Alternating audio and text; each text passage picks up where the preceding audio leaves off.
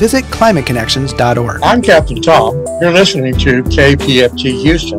We have the Veterans of War Show every Wednesday, 9 p.m. on HD2, right here at KPFT. This is KPFT Houston, 90.1 FM. Support for KPFT and the Prison Show is provided by the Cohen Parole Law Firm. For almost 40 years, Gary Cohen has helped represent incarcerated individuals throughout Texas obtain parole and fight parole revocations.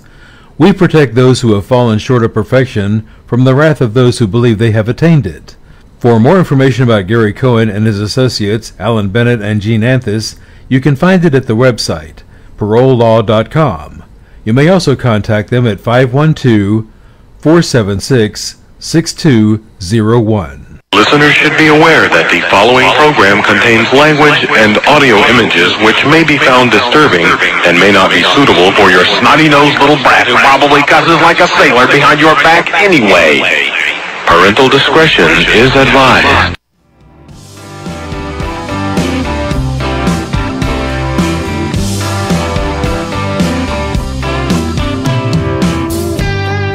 Daddy, I'm coming to see you at visiting hours next week. Mama ain't been doing too well, I'll tell you more when we speak. And Billy's loving high school. He's out there blocking for JV.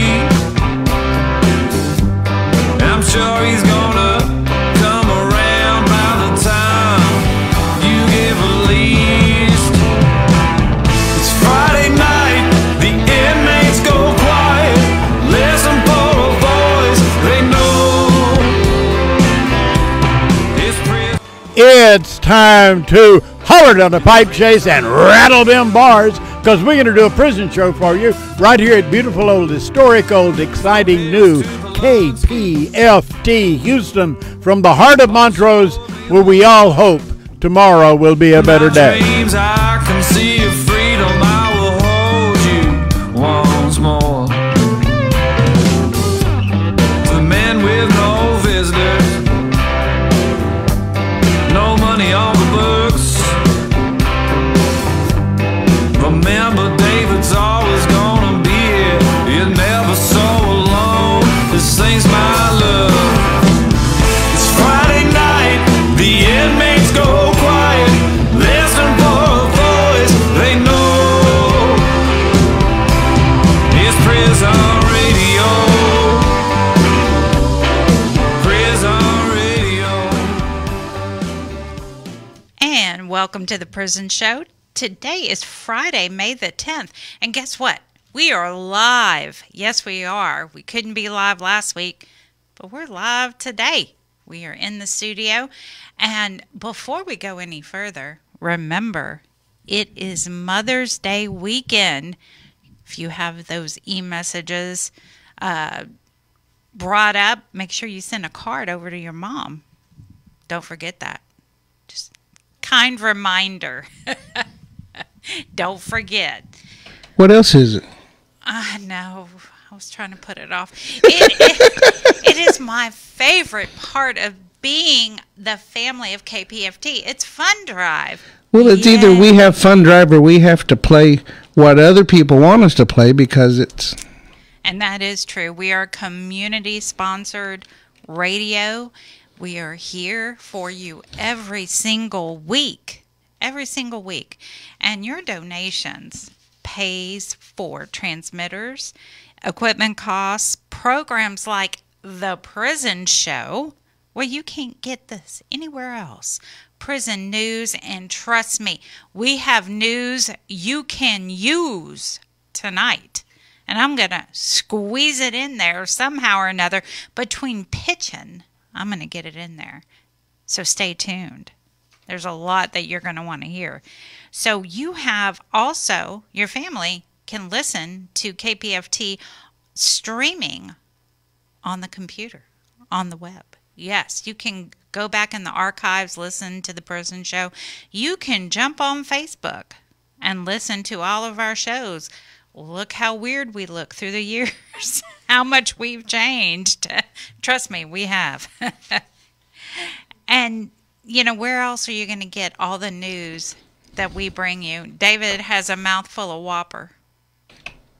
Yeah, Dee Dee's playing Pequeno, so I didn't get to eat. But they could also go on YouTube. They can. YouTube, yes. And we're also on any podcast they choose. That's right. So we're out there. We're out there, all right. Yeah, we're out there. We're out there. So tonight you're going to hear us pitching. And we want to thank Helen Pajama. Is that what you said, David? Helen Pajama. Helen Pajama. And we also want to thank Mr. Eugene Broxton. And Terry Peden. Thank you. And Steve Guterid. Steve Guterig, yes. Big thank you to Steve Guterig. Yeah, big thank you. We appreciate any and all donations. Doesn't matter if it's $5, $10, 10,000. It doesn't matter. I've been trying to get that 10,000, but that's up there. It is up there. Terry? Care to donate $10,000? Not quite. You can do it in monthly installments. Not yet. So tonight, David has a great show lined up for you. Tonight, we have Mimi Rodriguez with the Criminal Justice Organizer, Grassroots Leadership, and TAJ, Texas Advocates for Justice. Terry Peden's here, attorney at law. And Caleb's here for the Texas death penalty abolition movement. And of course, Linda and I will be bringing a ton of news for you. Linda's got a great poem tonight. And so we just have a great show. And David's going to be on my case about pitching. And everybody knows I love to do it. I help you. You do help me, and I appreciate it so very much.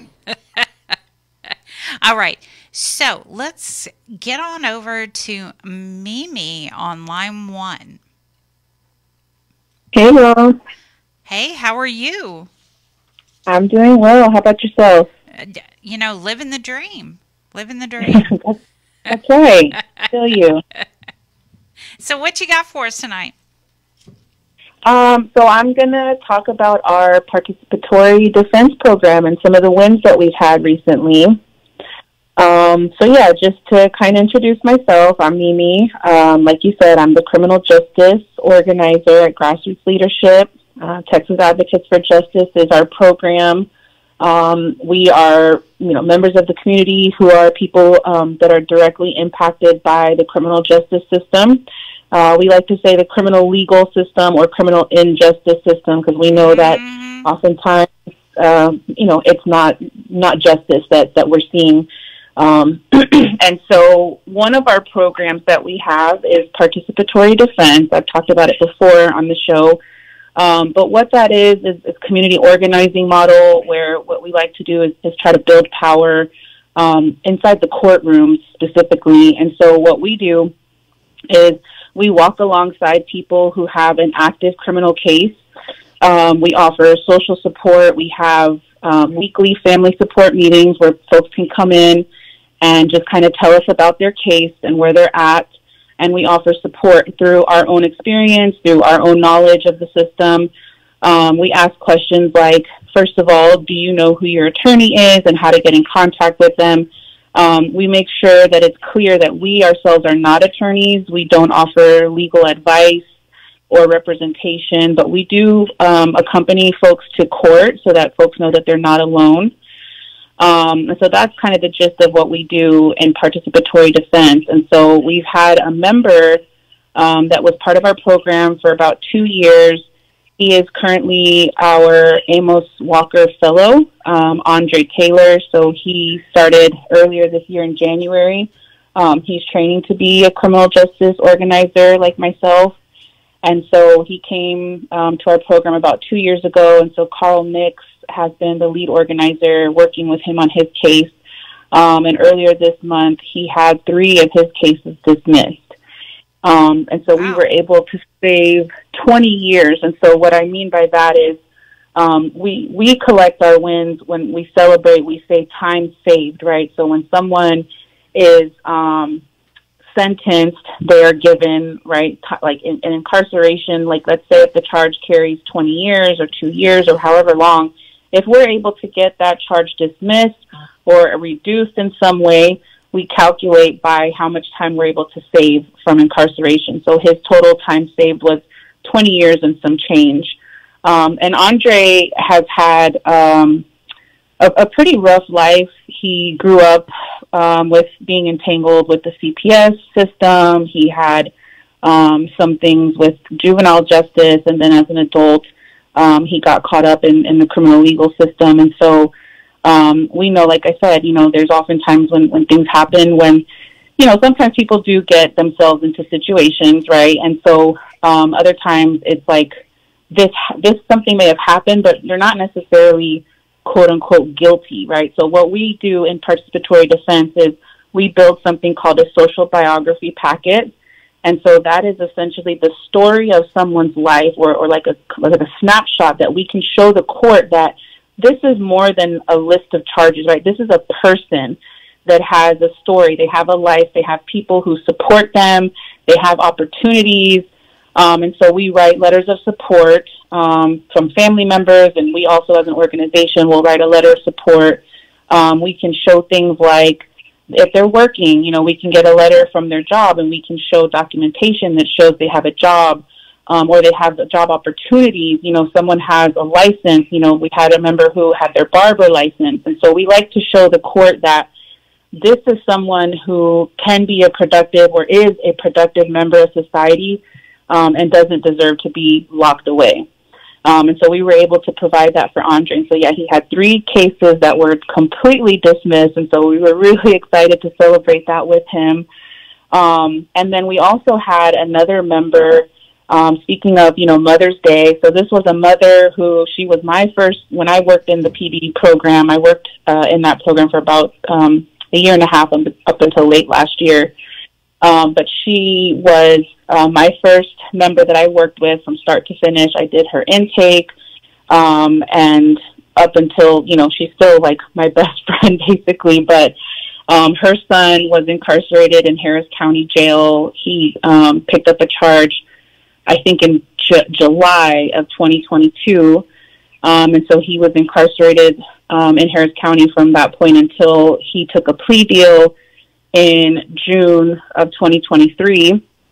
And so then he was transferred over to TDCJ. He made parole 2 months later in August. And so we were really excited that he made parole so quick. And we did, all of this was, again, through the process of his mom being a fierce advocate and showing up to his court appearances and standing behind him. He was pulled out from, the jail, right? And we could see him coming out in handcuffs. And I know that was really painful for her to stand behind him and see him that way, but she was there. Every time he had court, she was there standing right behind him.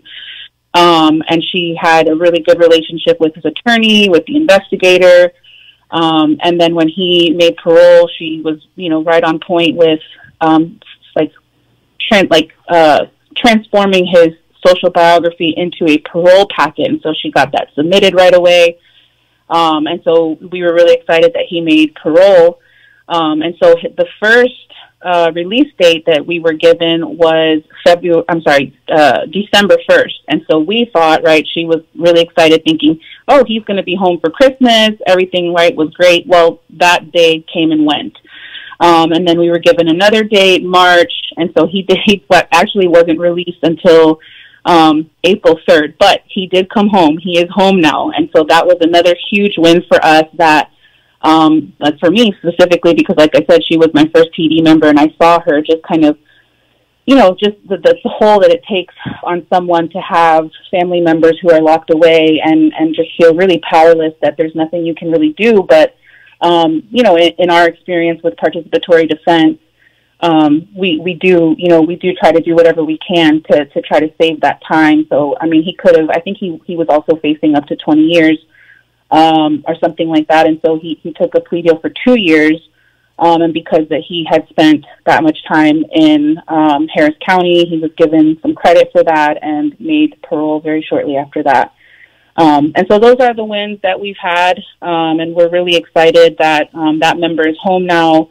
We are getting him connected to reentry services. We've been connecting with mental health services, recovery services, and so we're trying to just really, make sure that our members that come home are well connected to the resources in the community. And so, like I said, we are members who are impacted. Lots of our members are formerly incarcerated, or people who have loved ones that are currently incarcerated. I have a brother who's been incarcerated for over 15 years. And so, like I said, I mean, it's painful when family's away.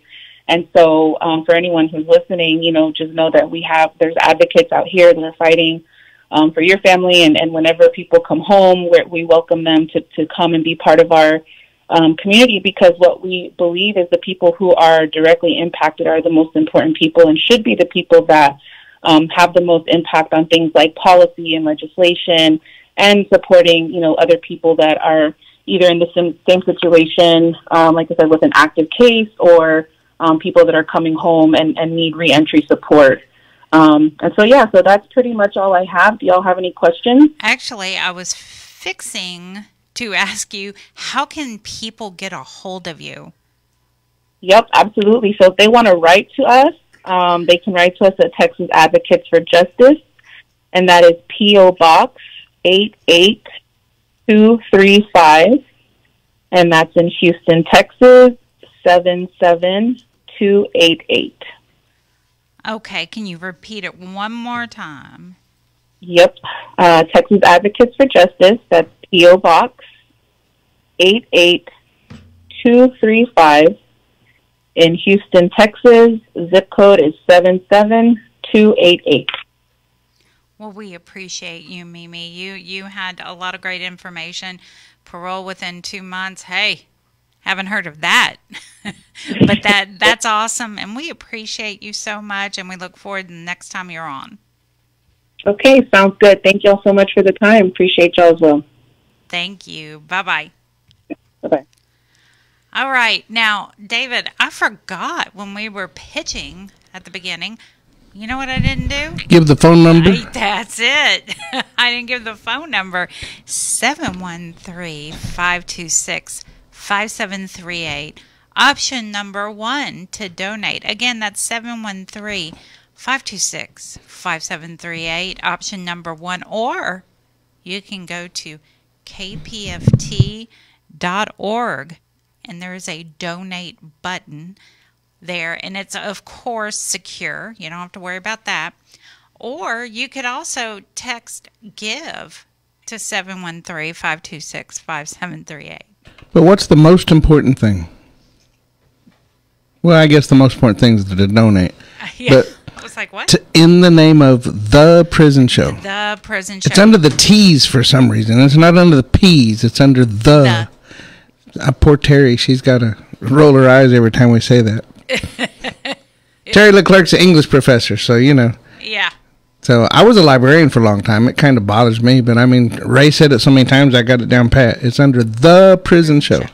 Just like Gloria's always saying, it's the abolitionist movement, right? In all caps. All caps. In all caps. Gotta bring that. But it's the same thing in the drop-down menu. If you go to kpft.org, under the drop-down menu, it's in the T's. It is in the T's. So, absolutely. Y'all donate whatever you can. 5, 10, 100, 10,000, whatever you got. But if you, whatever you got, 10,000 lying around. But I will say, if you have $25 a month, you can be a sustainer and get a brick. A smaller brick, 4x8. But if you have $50 a month, you can get an 8x8 brick. That is, the bricks are laid out right in front of the studio, and you can be a sustainer, get a brick, have something written on that brick. Well, something nice written on that brick. Yeah, I think it's going to be like the radio. There's certain things you can't say. Yeah. Yeah, we really need those words plastered somewhere, because I always question myself. You used to have them. I don't know. We don't say them much anymore. No, because I am the good one. Hank was the bad one. That's it. All right. All right. So now we're going to get on over to Terry Peden, attorney at law. So what you got for us tonight? Yes, ma'am. So I want to first and foremost say thank you for extending the invitation to come in and speak and just shed a little light on the prison situation, try to help some people get up out of there as soon as possible. Tonight I want to talk about the difference and knowing the difference between when to hold them and when to fold them. So in the context of the parole conversation, just talking about formulating your argument to the parole board in your packet, and then also as an attorney, how I approach the actual hearing. So when I say hold them, I mean to... When I say hold them, it's ironic, but I mean to kind of let them hang, so to speak, in the sense of parole is a discretionary decision, and more or less, you know that they want you to fold and just say, hey, I did it. I'm sorry for what I did. I ain't going to do it no more, regardless of what actually happened, what the evidence might show, and all of those things. That's the most encouraged approach, right? It's just to say I'm sorry, and hopefully that, along with some grace, will get you out of prison. However, again, I want to add a little insight to that because I don't always take that approach in my cases. And sometimes I've really held them, right? And within that, I also want to talk about, get into the difference between mitigation and relitigation. So the board commonly says and publicizes that, hey, we're not here to relitigate. When we make a parole decision, this is just based upon what we have in this file, what we see institutionally. But we know that 2D is absolutely a consideration. So while the board doesn't want to relitigate, we know that if certain issues aren't flushed out, that can lead to a denial under the reason of a 2D being cited by the board as the reason. 2D being obviously the nature of the offense. I'm sure every majority of my listeners are aware with that reason for a set off. So to get into it, mitigate. I went straight to Webster's, Merriam-Webster's Everyday Vernacular English, and mitigate: to cause to become less harsh or hostile, or to make less severe or painful. So examples of mitigating, a mitigating argument within a parole context would be to say, hey, I shot the victim, but I shot him all the way down the street when I was 16 with my eyes closed and I was squinting and I didn't want to do it, versus maybe what's in your file is that you were some, world's most dangerous kid doing a walkover, standing over someone, right, and gunning them down.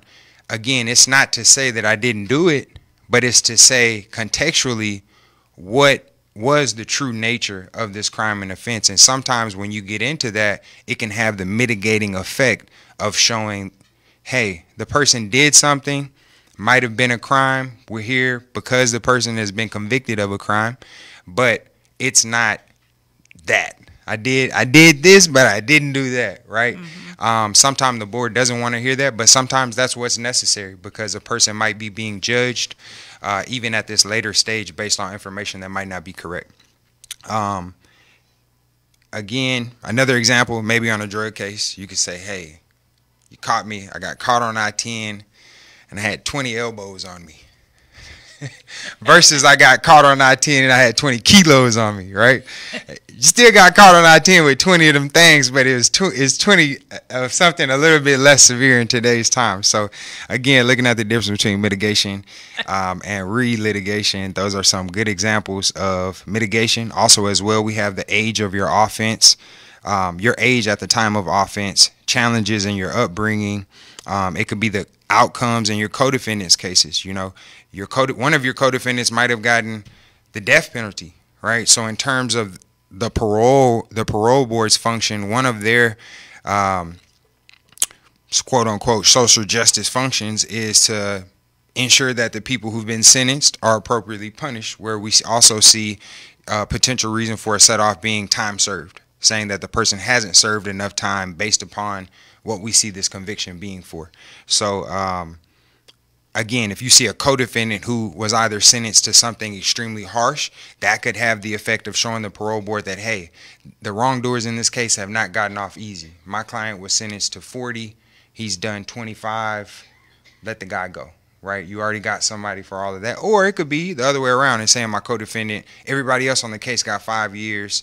I did the same thing as them, and because I caught a case when I was 15, they charged me as an adult. When I caught this one at 19, they hit me across the head and gave me 85% more time than they gave everybody else, right?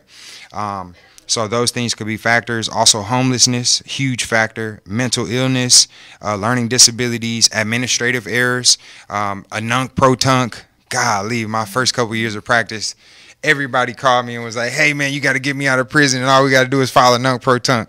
And I was going for it, man. Y'all had me going with them nunc-pro-tuncs, but it's not that easy. But sometimes there can be an administrative error. There can be things that are showing up on parole's end of things that are just that. They're there as an effect of similar name, similar ID, whatever, but all of those things can be a factor. Getting into relitigating. Right, so relitigating is a bit more risque when you're trying to make parole, but again, sometimes it can be totally necessary. Webster's, again, giving us the definition here: to litigate a case or a matter again or anew. So an example of this one, a common example we get is, hey, I got in the car with the homeboys. We went to the store. I was drunk in the backseat, totally drunk. Homie number one runs in the store, commits an aggravated robbery, comes back, gets in the car, we get pulled over down the street, and now everybody has an aggravated robbery in 20 years, right? So this is a common, but if I go in and then say, hey, he was in the backseat sleep, you're asking me to you're asking me to relitigate that issue in that hearing, opposed to maybe accepting responsibility to a certain extent, but saying it was this or it was that. And let me see. Or maybe in that situation, it could be an alibi, saying that, hey, they convicted me at trial, or I signed a plea deal, but I was really at my girlfriend's house and whatever, right? So again, so to answer the question of when does mitigation become relitigation, this is, I mean, it's no clear-cut answer. It's a subjective judgment call, right? That comes down to how much evidence you have. Right, which kind of leads us, and also I'd say is this, it's a matter of tone as well, because as your attorney preparing your packet and going into your hearing, I could really take a mitigating argument, but in the way that I'm expressing it, I could put the board and the voters in a position where they feel like, God, he's backed us in a corner, and now we have to make this decision based upon a more relitigating type of approach, opposed to saying, this is just kind of gives us some context on nature of the offense. So let's let them go, because the nature of the offense isn't that bad, and that's what's been holding them up for years. So it is a judgment call. It is a matter of touch, taste. I think you need help, but, you know, every time, you know, you got to work with what you got. That said, looking at ammunition. So ammunition in Webster's, again, the third definition for the word ammunition is talking about us criminal defense lawyers and saying, basically material for use in attacking or defending a position. So I can't mitigate and I can't relitigate if I don't have strong fact-based evidence, right? Something concrete that can allow me to be taken seriously when I'm making these hardline type of arguments for you to try to help you make parole. It's always much easier just to come in and roll over and play dead. Sometimes it's in your best interest to roll over and play dead, but when it's not, you got to give me something that I can work with, myself or whatever attorney you got that can work with, and go in there and say, hey, I'm not just bluffing and telling you what mama said about the case. I got something real concrete that you can lean upon to make a sound decision that's in the public's best interest. So what are some examples of that? Police reports. I love the earliest things in the criminal investigation. I feel like it's either the earliest things, the PC affidavit, the offense report, the DA's file. It was the things that they had access to early on in the beginning of a case, or I'll see it all the way at the end, in the appellate documents, in the appellate briefs, and the opinions from the appeals court, where they're giving us really, really strong mitigating or exculpatory type of evidence that can actually make the difference and just nudge that voter. We're dealing with human beings on the parole board. So with that said, it's a matter of human beings making a preferential type of decision, right? It's not something you have a right to. So with that, I got to appeal to a person the same way I would in the parking lot, right? Or the same way somebody does in the middle of the street asking you for $1. It's like, I wasn't going to do that, but since you approached it like that, I think I do got $1 for you. You know what I mean? It's that type of in between, between the yes and the no. So police reports, DA files, PC affidavits, trial transcripts, appellate records, medical records or evaluations, victim statements.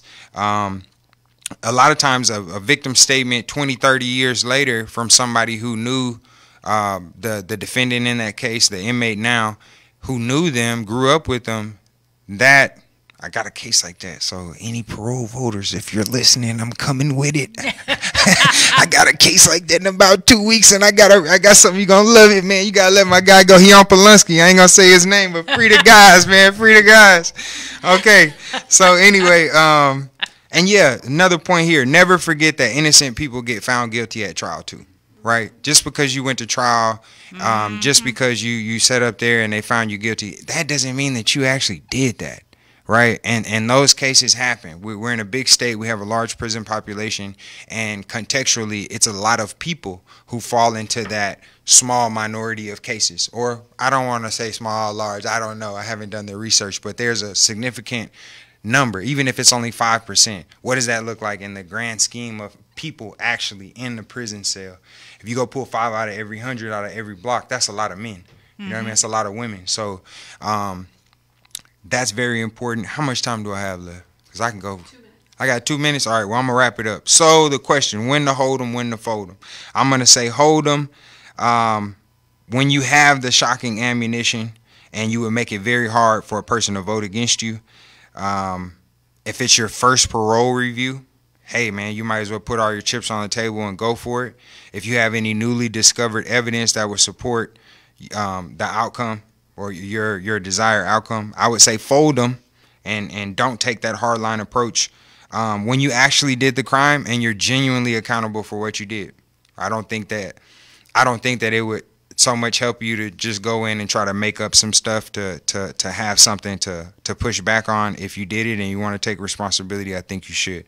Also, if you don't have any ammunition, you shouldn't go in there trying to just tell them a bunch of heartfelt stuff that says I'm not as bad as you think I am. I ain't do that. I did this, but I didn't do that. Lastly, if you've been getting denied since 1994, making the same arguments against the law of parties, you should stop making the same arguments against the law of parties. You should take that one on the chin and you should go on home because they probably want to let you go anyway. Because most of them guys, you ain't had a case since 2003. You know what I mean? I know a few. You haven't done anything. So just take this one and then go write in your memoir and tell them, hey, I didn't do it.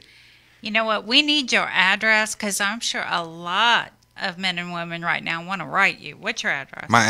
My writing address is P.O. Box 1410, Houston, Texas 77251. Again, P.O. Box 1410, Houston, Texas 77251. My phone number is 334-544-9471. One more time, 334-544-9471. Attorney Terry Henderson Peden, thank you so much to the Prison Show. Shout out to my mama. It's Mother's Day. She's in here right now. I know Prison Show always gave her a lot of love. My family, myself personally, we want to give thanks to this show and all the great work that y'all do. And all my inmates in there, y'all keep your head up. God bless y'all. And I wish and pray for y'all to have freedom, and success on the outside soon. You know what? I may have to give you a call because one of my friends has been in there since, like I tell him, 1901 or something. Right. Yeah, he's been in there a minute, and I may have to give you a call. Yeah. That's right. So what's it time for, David? Pitch. I knew you were gonna say. I just posted a couple of pitches out on our Facebook page, so I made it easy for you if you just want to read them all. Well, that means I.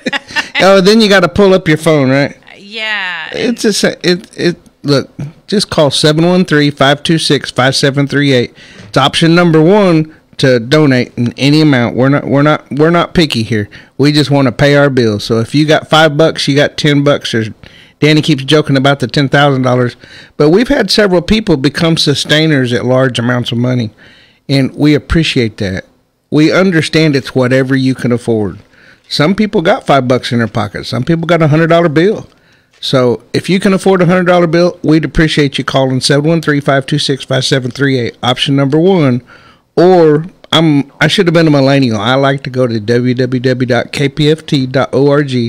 and hit that red donate link and go down under the prison show, fill out all my info, and then I get a receipt, and I don't have to worry about dealing with nobody. You don't have to talk to nobody. You can do it all yourself. Yeah. Makes it easier. Just remember to hit the prison show. The prison show. Elsewise, we got to go to Robin and argue after you tell us that you donated and we don't see your name nowhere. And she sees it, but it was under all programming. So I have to show her the text or the email or whatever just so we get credit for it. That's happened a few times. It does. Happened a few times. So we have Caleb here. Right? Yeah. I'm like, right? He's with the Texas Death Penalty Abolition Movement. We normally hear Gloria shouting, but she sent Caleb. Yeah. So I'm going to start by talking about what we've been up to, and then I'll move into what we have coming up. So on April 28th, we had our annual birthday event for Mumia Abu-Jamal, who is political prisoner and Black Panther who was framed by the Philadelphia Police Department in the 1980s. And you were there, Danny. I was. So we actually had a really good turnout. People kept arriving, and we had to keep adding more chairs, which just shows that this movement is growing. We had some great speakers and read some incredible commentaries touching on capitalism, imperialism, racism, police brutality, and more. You can check out Gloria's article about it on Workers' World website. It's called Houston, We Will Free Mumia. And we also have 2 new social media accounts, in addition to our Facebook page, which is the Texas Death Penalty Abolition Movement. We are now on both Instagram and TikTok. So, and we need some more followers. You can follow us on. I follow y'all. Okay, well, we need some more. I'll start sharing video. Yeah. So follow. So on Instagram, it's at TX Death Penalty, and on TikTok, it's at abolition.tx. For however much longer TikTok's going to be around. I'm fighting it. I'm protesting. Same here.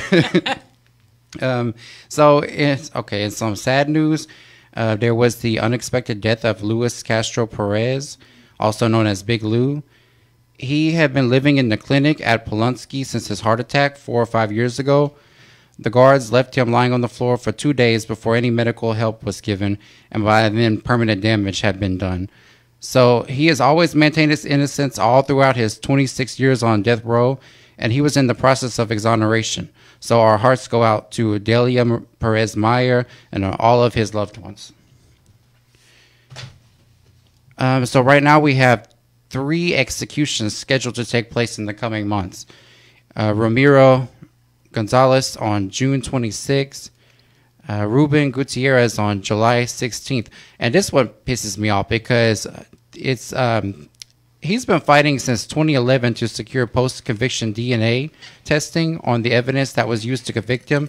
And the courts have continually denied his request, even though DNA testing could prove his innocence.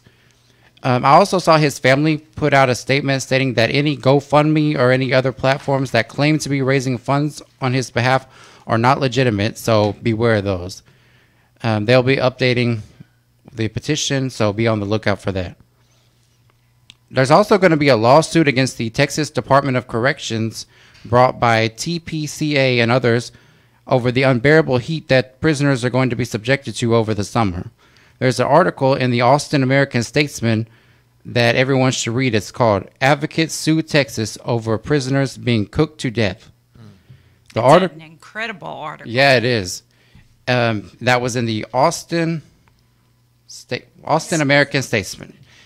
The article quotes Emite Dominique, the president of Texas Prisons Community Advocates, who states, Texas prisoners are being cooked to death. As alleged in our complaint, approximately 85,000 of the 130,000 individuals incarcerated in Texas prisons currently lack air conditioning in their living areas. Hundreds have died and suffered serious heart-related illnesses because of the sweltering temperatures. The lawsuit cites a recent study estimating that 271 state prisoners have died from extreme heat between 2001 and 2019. Of course, TDCJ doesn't admit to any heat-related deaths since 2012. Of course not. Yeah. The upcoming events, on Sunday, May 19th, there's the National Black United Front's yearly event for Malcolm X's birthday, which we usually have a table for. Then on Saturday, May 25th, at Shape Center is the 45th Annual Pan-African Festival, where we're also looking to staff a table for that. In a few months, in October, we'll be having the annual statewide march to abolish the death penalty. This year is a milestone as it's the 25th anniversary since the first march. And since it is the 25th march, we are dreaming pretty big about who we're going to be having speak there. We're hoping we can get Sister Helen Prejean, who was just on this show a few months ago. Mm-hmm. We're even hoping to get the author, John Grisham, who is apparently on the board of directors for the Innocence Project. We'd also like to have Brian Stevenson, who is the executive director of the Equal Justice Initiative. Stevenson was famously played by Michael B. Jordan in the film Just Mercy that came out in 2019. So if anyone has not watched that movie, check it out. And in my closing remarks, I'll just say that we meet on the first Tuesday of every month at the Shape Center or Shape Community Center. And also, if you need to write us, you can reach us at P.O. Box 3454. Is Houston, and that's zip code 77253, and you could put TD PAM or Abolition Movement, and that's all I have. And that movie Just Mercy, it may be on their tablets if they want to check it out, because I think they're putting a lot of new movies. I know they're not cheap either. They're not cheap at all. But it's definitely a good movie to check out. Yeah. It really is. It really is. And David, I guess it's time to pitch. Well, I'd like to start off pitching by thanking Elizabeth and Don. They both made donations, and we thank you so much. Thank you both very much. We appreciate it. And Don took advantage of being a sustainer. I'm not sure if he did a brick or not, but he did. He qualifies for a brick if he wants one. Well, you need to get a brick. Well, if he's listening, I'm sure he's listening because he was talking on our video. So he needs to let him know. Now that he's donated, he needs to get a hold of Robin at 713-526-4000 and let her know what you want on your brick. That's right, and they're really nice. We've put up several examples on our Facebook page. And by the way, we also have a TikTok, right, David? I think. Well, it's under my name. It's under Cowboy Dave. But I've been putting up a few of the clips trying to see if it was going to take off or not, because we're not dancing and doing all the normal TikTok stuff. We can. Linda. I'd like to see Linda do some dancing. We'll do the Applebee's, whatever. Oh, yeah. And we're fancy like Applebee's. Oh, my God. See, she knows the song even. Yeah. It's Walker. Walker Hayes. Walker Hayes, yes, yes. Maybe I'll see him in June. Oh. You know, Dee Dee and I are going up to the CMA Fest. That's right. But you gotta get. So, she's talking without a mic. There, you got a mic now. Talk. You need to get Jelly Roll over here on this show, because I love that man. Yeah, I'm going to see Jelly Roll on Saturday, I guess it is. On Saturday, what is that, the 8th? Yeah. June the 8th. Well, pull him over to the side. And also Cody Johnson. I'll see Cody Johnson, and he's an ex-TDC guard. Yes, he is. Right. So, and he has a meet and greet. He's a op. Hey, you know what? Major op. That's it's the same culture. The only difference is they get to go home. But it's the same culture. I mean, they've got the same lingo. They got the same habits. That's why they're all getting in trouble and bringing in all the stuff. I shouldn't have said that out loud, but I did. You sure did. You sure. But it'd be nice to get Cody Johnson to come on. Maybe he could come down to the rehab and do some music with us. Hey, yeah. I like that idea. Yep. I like that idea. Yeah, I'm thinking. All right, now it's time for Linda and I. You got her mic on still, right? All right. All right, so we're going to get started. Good evening, everyone on Texas Death Row and everyone else listening, because we know you're all listening. We get the letters, even the not nice ones. Okay, like Caleb we got to play the pole dancing song tonight. My pole dancing song, yeah. All right. So like Caleb was saying, there was some sad news. Luis Perez, known as Big Lou, died on May 2nd. Big Lou spent so many years proving his innocence, and he did prove it, but the courts just wouldn't listen. But they were filing it. That's what, it's incredibly sad. He had many friends and a strong family backing. I wish everyone had that. His sister Delia is one of the strongest women we know. We will all miss his huge smile and those big eyes. Those big eyes. I'm sure everyone remembers those big eyes. So right now there are 3 scheduled executions. And yes, we know there are several more on the horizon that are coming. TDC just doesn't let up. Well, I shouldn't say that. The Attorney General just doesn't let up. So get your phones out.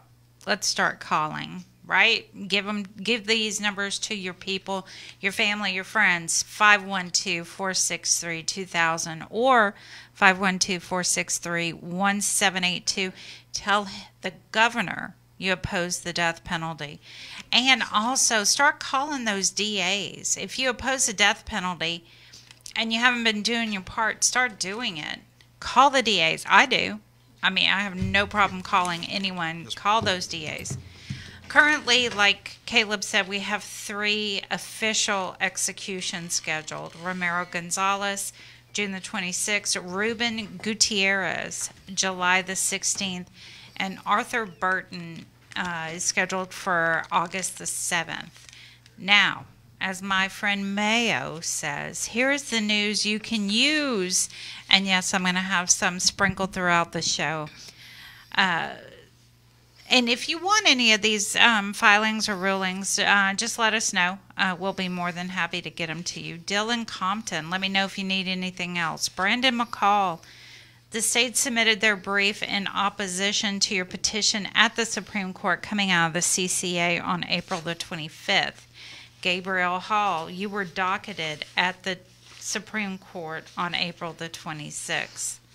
Travis Green, on April the 19th, you replied to the brief of the state and you will be distributed for conference at the Supreme Court. That was yesterday. I think it was still scheduled then. Gustavo Sandoval, you have been scheduled for conference at the Supreme Court 7 times coming out of the CCA, but you have not been heard yet. You were supposed to be heard on April 26th, but we're not. I do not have a posted date yet. James Broadnax, on April 23rd, you were docketed for conference at the Supreme Court on May 9th, but were rescheduled with no date given.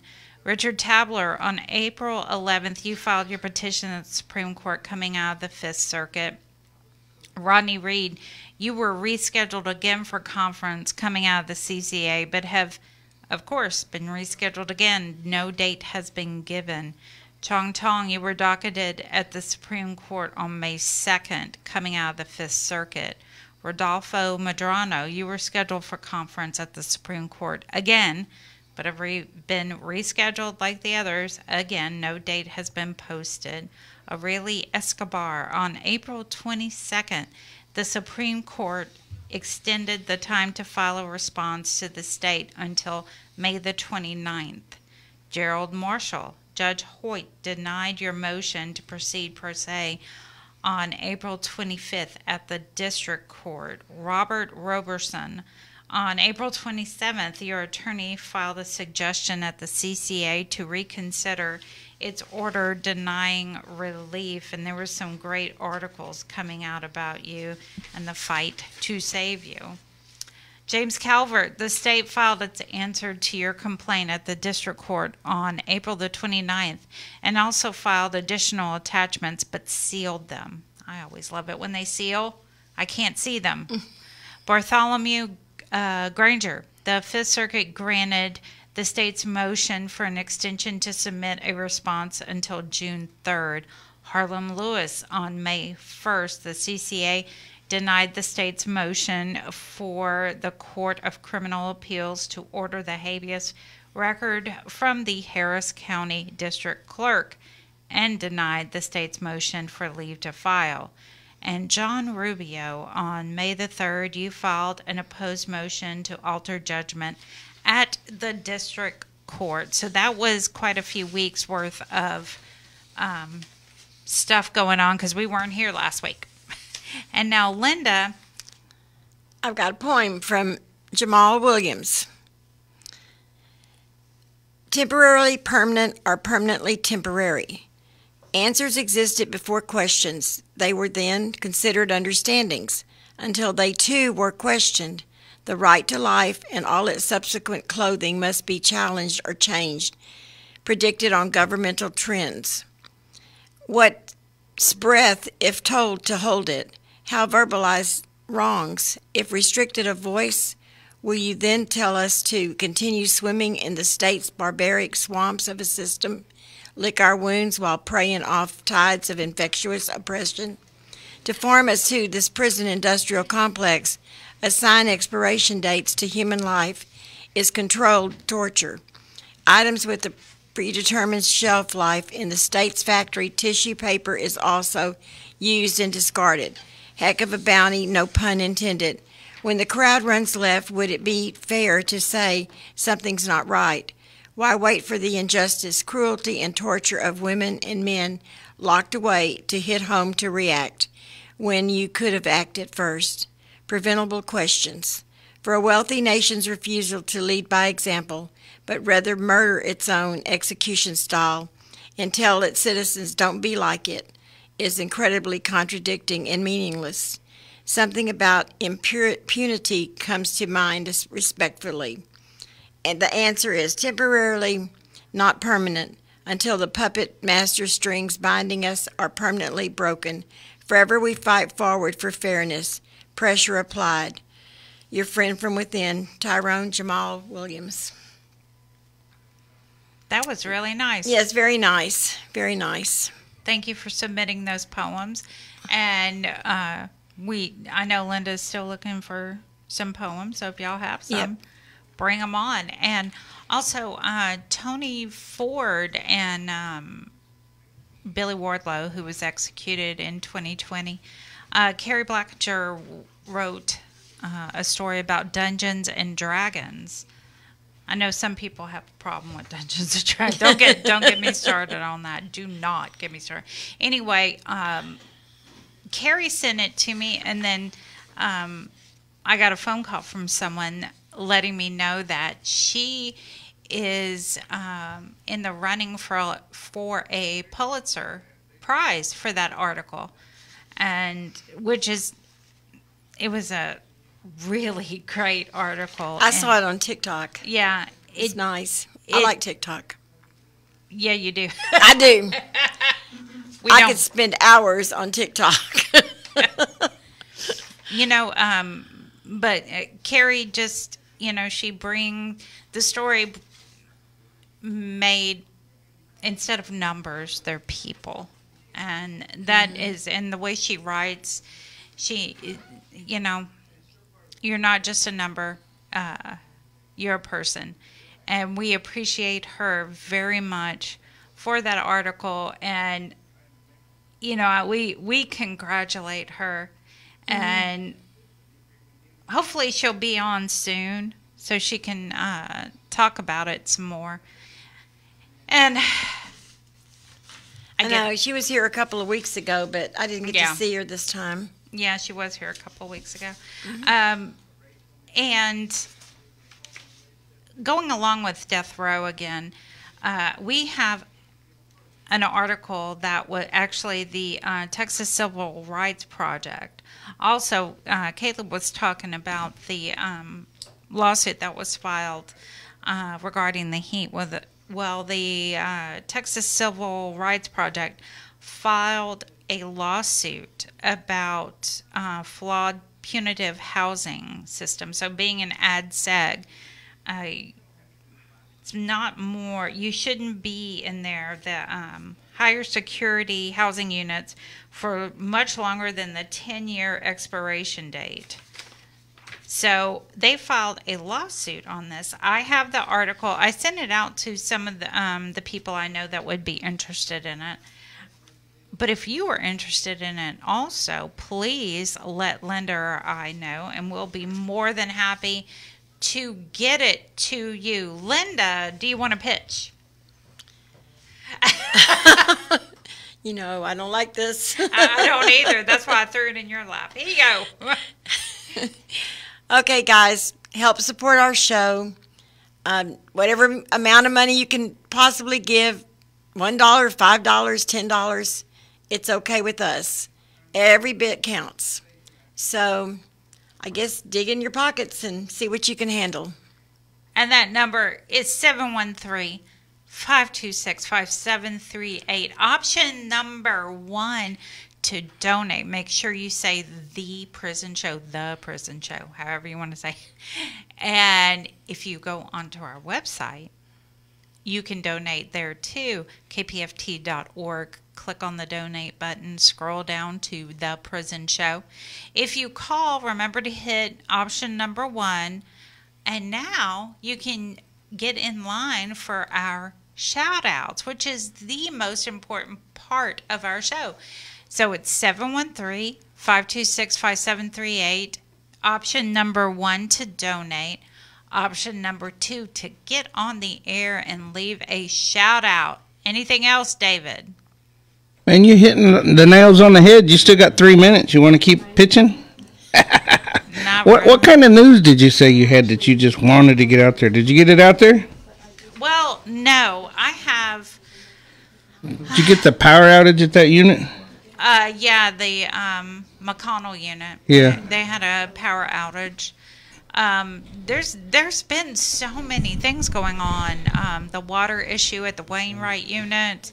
Now, I think a big issue right now is the Stiles unit. The Stiles unit is, they're saying they're taking measures to protect everyone from the flesh-eating bacteria. But when you look it up, it's so dangerous just being around there. And remember, some of these men came in on buses. And I said this back in January when it first happened. You know those buses weren't clean.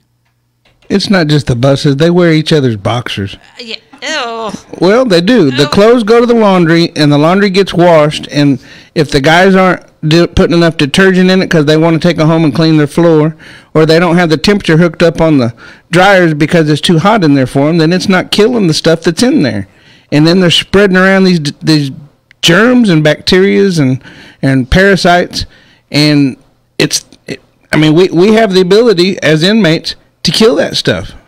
And granted, it's TDCJ's responsibility as well, but if the inmate's the one doing the laundry, and if the inmate's the one cleaning the benches, and the inmate's the one cleaning that bus, then, guys, you need to get in there and start scrubbing. You need to make sure that detergent goes in them clothes, and that dryer's on the right temperature. I've been there, done that. I know what I'm talking about.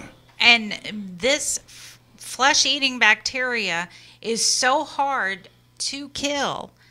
It's, the more research, somebody sent me a message saying that they had someone who had it in one leg, got rid of it, and then a year later it showed up in the other leg. So that's like, TDC had their own strain of staff, and it was passing around from inmate to inmate, and then they were all sharing medications. They weren't even finishing their whole script, and they'd give it to their homeboy because he got a staff bump. And you know, I was in there, and I would think about that handrail whenever I'd go around the chow hall, or I'd lean up against the wall or whatever it was, and people just ain't realizing. And they give you a bar of soap. We all complain about that little old bar of soap, but you know, soap, if you wash your hands, every time you think about it and carry around that little bitty old bar of soap and just go wash your hands, you're going to get rid of 90% of those germs that are running around there. Well, and do it. Do it, because it's already done. The flesh-eating bacteria is already in the Styles unit. That is scary. I know, and there's signs up, and they said they're according to them, the Office of Family Services, they said that they are following CDC guidelines. Now, come on. What makes you... What is the CDC guideline against a flesh-eating bacteria? Thank you. And if it... Get out the pressure washer. Some bippy. And you know, the guys I saw yesterday, they said it's been 5 days since they had a shower. 5 days. Yeah, that's Polunsky. Polunsky unit. All 4 guys that I saw yesterday said they have not had a shower in 5 days. That's wrong. Yeah, it's... Ugh. And that just spreads germs. All right, David, That's wrong. What are we going to do now? We are doing phone calls. I'm going to do a station ID real quick. Okay. You're listening to KPFT Houston. Support for KPFT and the Prison Show is provided by the Cohen Parole Law Team. For almost 40 years, Gary Cohen has helped to represent incarcerated individuals throughout Texas obtain parole and fight parole revocations. We protect those who have fallen short of perfection from the wrath of those who believe they have attained it. More information about Gary Cohen and his associates, Alan Bennett and Gene Anthus, can be found on their website at parolelaw.com. You may also contact them at 512-476-6201. All right. Now we're going to get to those phone calls. And we have Captain Tom on line 1. Hey, y'all, are y'all going to put Captain Tom on line 1? I was pitching. He was pitching? Yeah. Yeah, I got Terry Peden up in here, and we're talking about bricks and all kinds of neat stuff. Well, I'll tell you what. I'm going to help Linda out here a little bit. You can donate to KPFT by going to kpft.org or call 713-526-5738 or text the word GIVE to 713-526-5738, or you can also become a sustainer by, $5 a month, $10 a month, $15 a month, even $25 a month. And we have bricks for sale at $25 and also $50. And now for my shout-outs to my incarcerated veterans. Okay, here we go. It's Arkansas Juju Leroy, John Armstrong, J.B. Anderson, David Key, Clarence Lee Bowman. By the way, I did call Clarence. He's doing okay. Pete Stein, George Johnson, John R. Green, Stephen Young, Terrence Carmichael, John Wayne, Mike Dean, Robert Brown, Terry Lee Lewis, Samuel V. Harris, Robert Harris, Jacob Harrell, Peter Torres, Thomas Mitchell, Bob Dunn. We have also Bobby Joe Harper. So, once again, you can donate to KPFT and you donate to the Prison Show. And, David? Tom? Did you get flooded up there? No, we live on a hill. We just couldn't get out of Shepherd. We couldn't get south of, right there in Cleveland it flooded, and then get on down towards Humble was flooded. I couldn't get out of Cleveland to go to work that morning, Friday, so I just turned around and went home, and that's why we decided not to do the show. I got pictures. Yeah, there's water everywhere. Our creek was up to the bridge. We got a good groove going across the top of our brand new bridge. So where the river came through, I come out to get in the van and could hear the creek, and it sounded like I was down at the ocean somewhere. That's how strong that water was flowing. So, my God, this weather has been so bad. I swear. We got a road just north of our house that done fell in the river. So you can't even cross the bridge. And poor folks up in Romare, they have to go all the way up to Livingston to go to the grocery store. They can't, and they're only, 15 minutes from Cleveland, but they can't get south. Wow. Yeah, and then same thing over towards Crosby. If you cross the Trinity River over at Crosby, the bridge done fell in the water. So yeah, I know. I know about that. Crosby got hit really bad. Yeah, we had about bad weather here in Baytown too. Thank God we didn't have no tornadoes though. Yeah, well, they had tornadoes up that way too. So but we had a thunderstorm and knocked out my Wi-Fi, and also my power went out, so I couldn't do anything. So. A lot of people are in that same boat, but there are a lot of people that are worse too. I mean, they're carrying them out in boats. Some of them, there was one guy they rescued. He was in 8 foot of water waiting on somebody to come find him. So I heard some of the units, TDCJ had outages and things like that. But I don't think anybody in TDC got flooded. Not like Plum Grove and some of the different towns. I mean, some of the places got really bad. So I'm glad you made it through safe, Tom. Y'all take care of yourself. Danny and Linda, good to hear your voice. Well, you take care of yourself, Tom, and I hope you have a great weekend. Okay, thank you. Thank you. Okay, now we have Anjanette on line 2.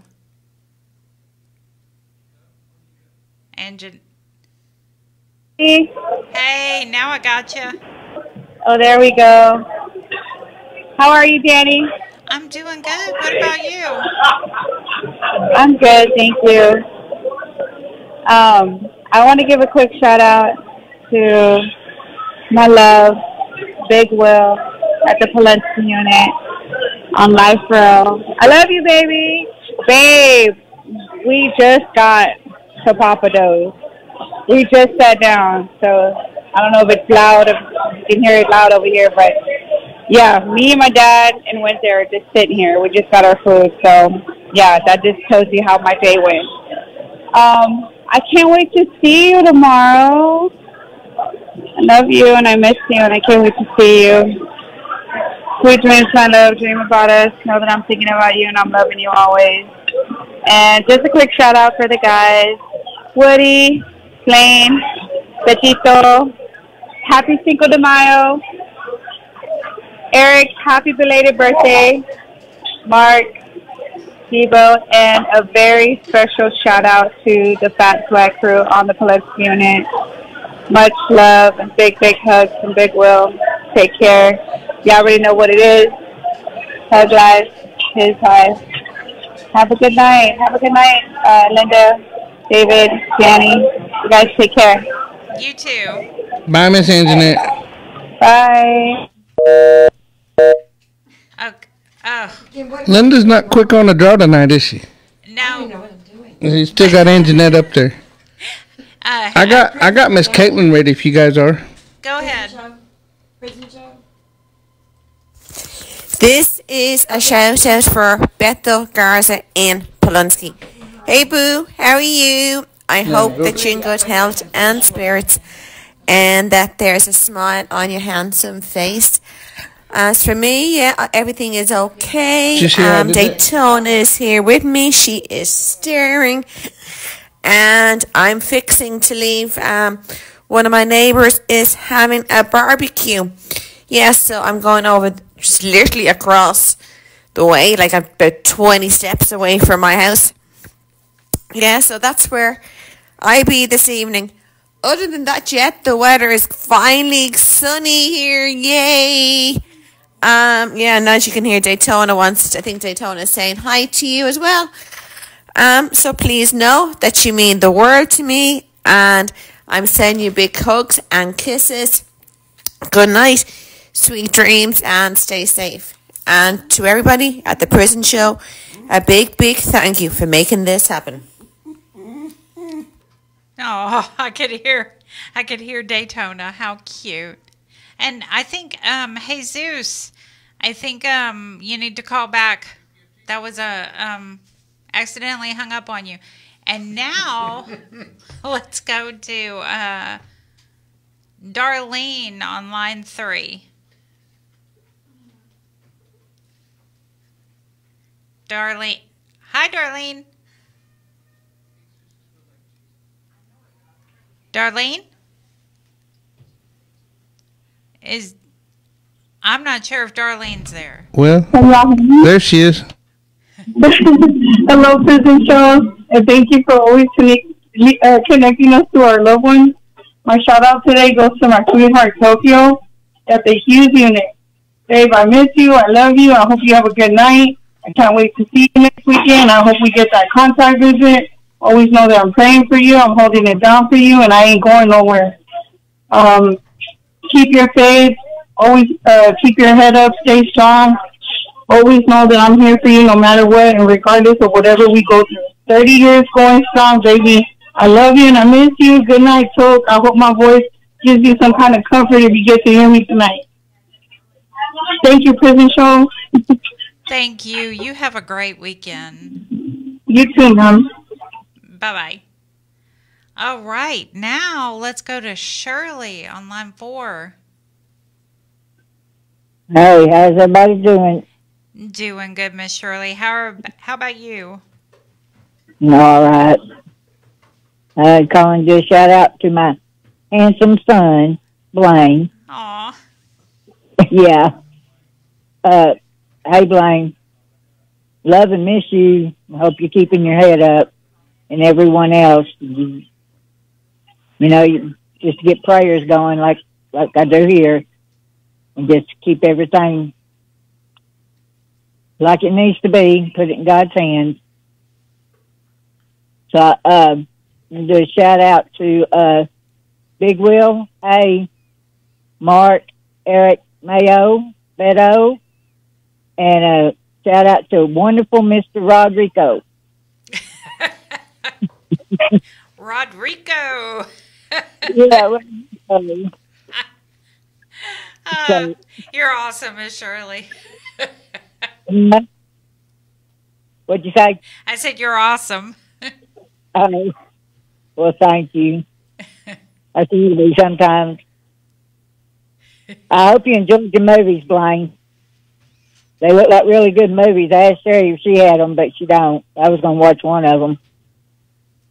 But I love you, and I'll talk to you tomorrow. And you people at the Prison Show, y'all are awesome, too. So thank y'all. Well, thank you. You have a great weekend. You too. Bye-bye. Hey, we need to thank Rosalva Escobar, Gloria Rubac, and Evelyn Stoss. Thank y'all. Thank y'all very much. Woohoo! Okay, how about Mysterious Mike, who texts in all capital letters constantly? Hello, this is Mysterious Mike doing his shout-outs.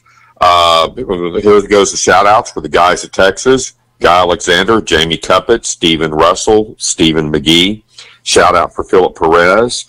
Lucy and Michelle want me to do a shout-out for Paul.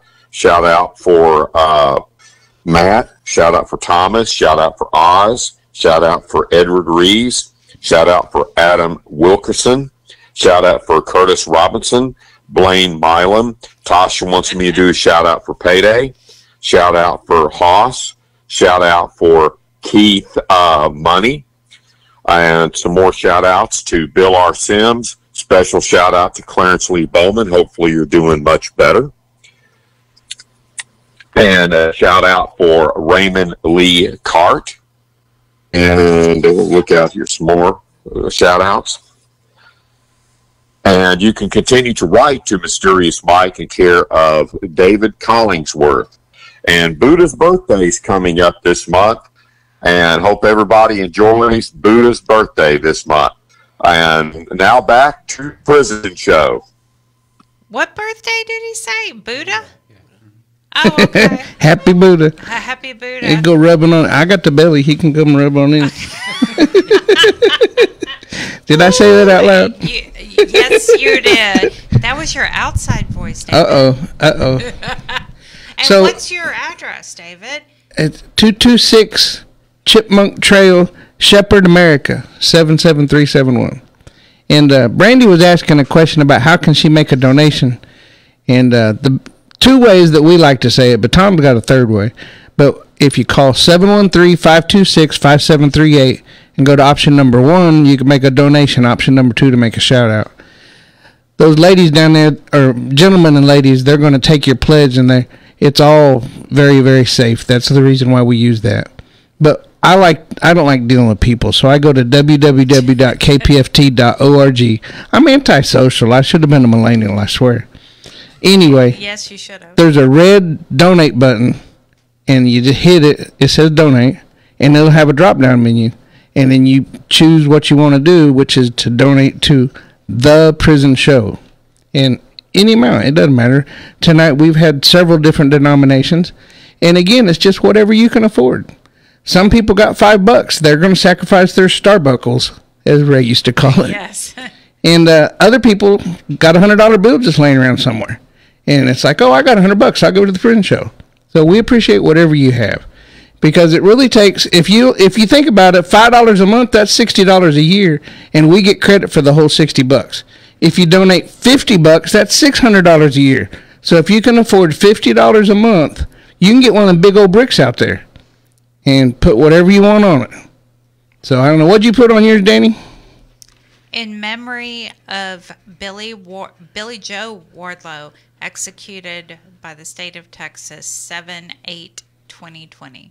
So if you've got someone who's incarcerated and they listen to the show, or if the show's been hope to you the whole time you've been incarcerated and now you're out, then you can get a brick and get your name on it in dedication to the prison show, knowing that you're helping keep us on the air to where we can have free speech or whatever you want to call it. Nobody's telling me what to have on the show. So we get to pick and choose whatever the stories are, and we can actually tell it our way. We can't cuss, though. Yeah, there's 7 deadlies, and now they come up with a new one. It's not really a cuss word, but things we're not supposed to say because of FCCs. But that's different. I mean, we don't want to be out here cussing anyway, right? Not unless we're talking about a rock group called Pussy Riot. Yeah. We can talk about them. You can talk about, yeah. All right. Why don't we go to Jesus, because he was having issues getting through. So, hi, Jesus. Oh, hello. How are y'all?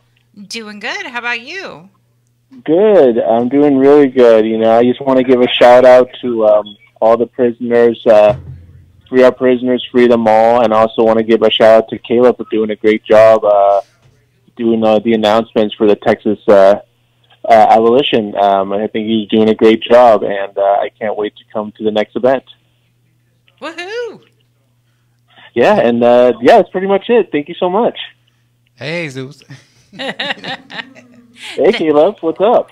Oh, nothing. I don't know what else to say, but that's all. Thank you so much. Thanks for calling. Yeah, thanks for calling. Oh, of course. You keep calling.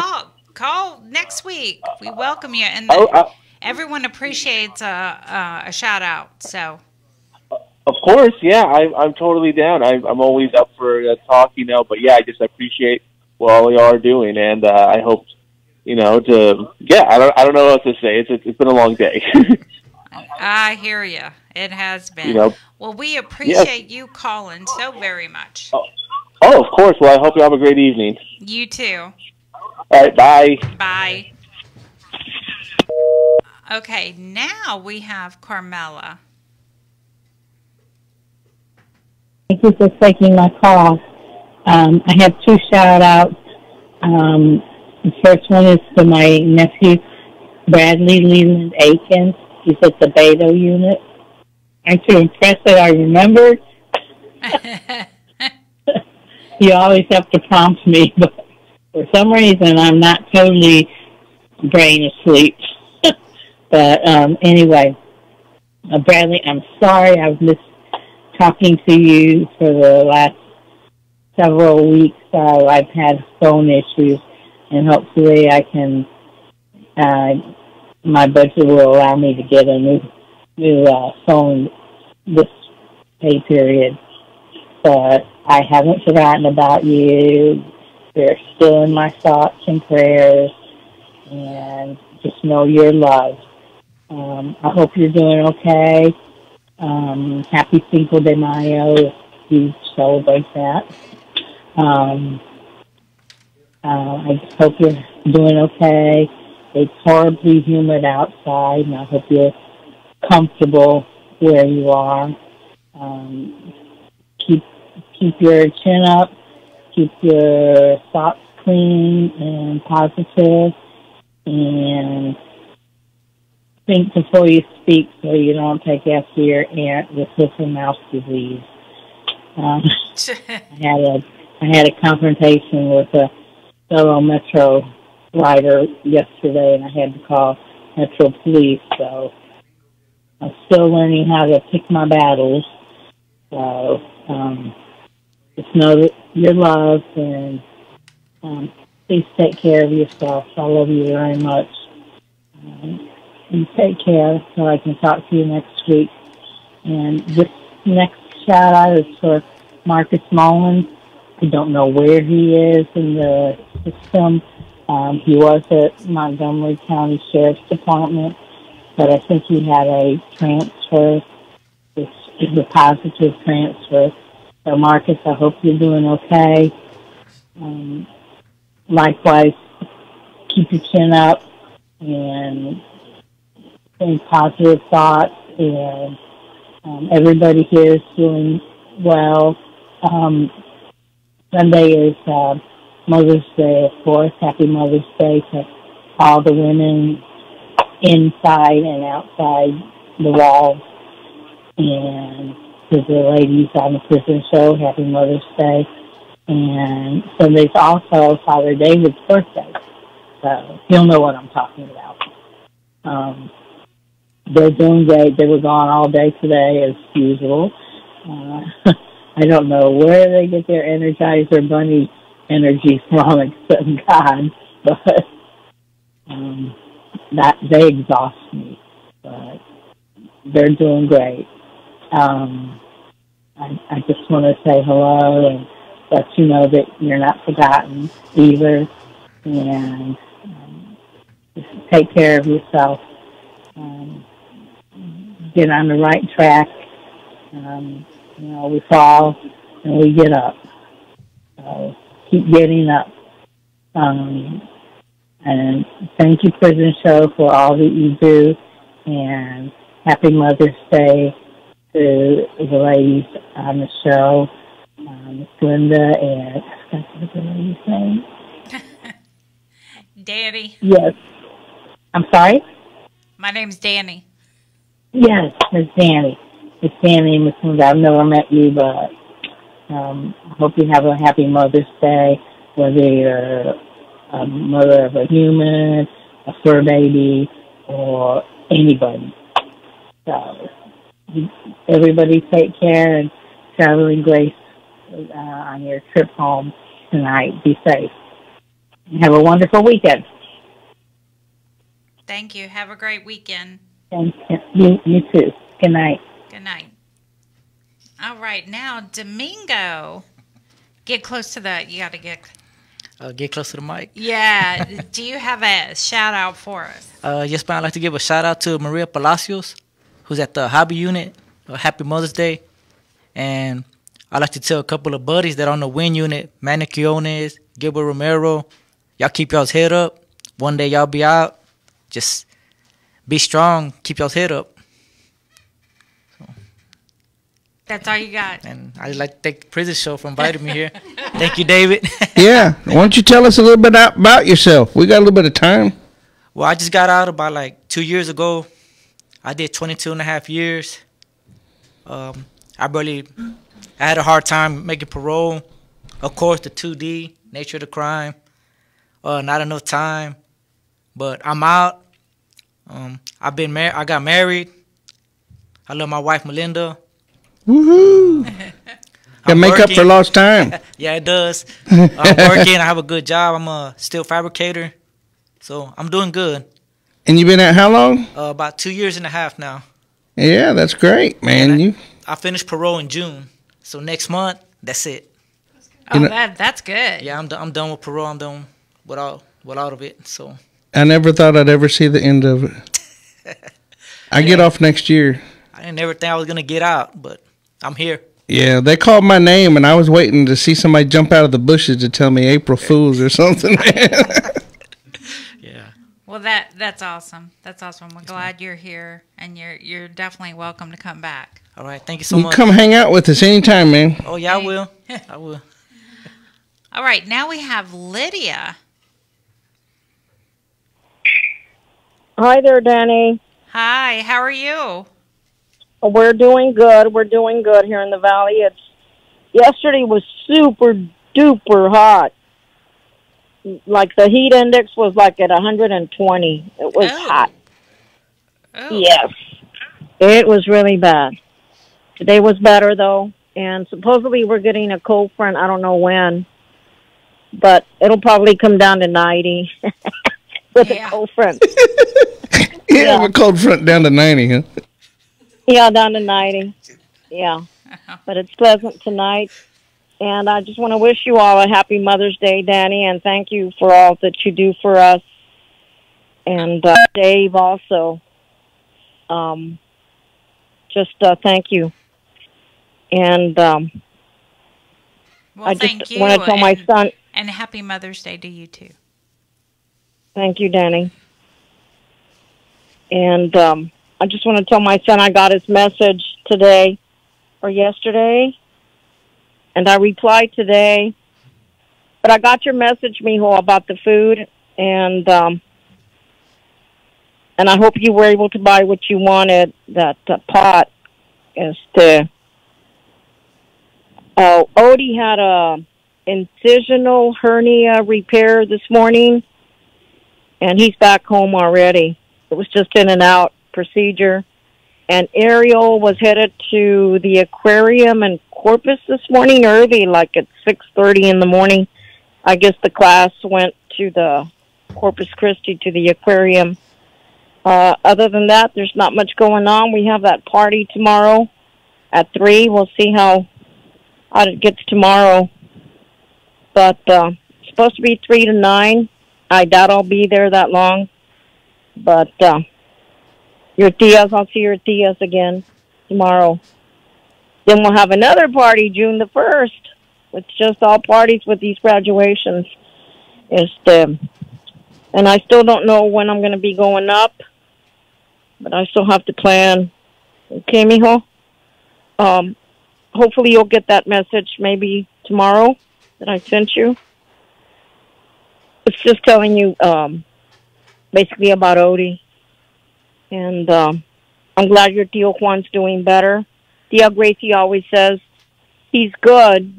I mean, we know he has cancer, but he's always just good. For Tia Gracie, he's always doing good.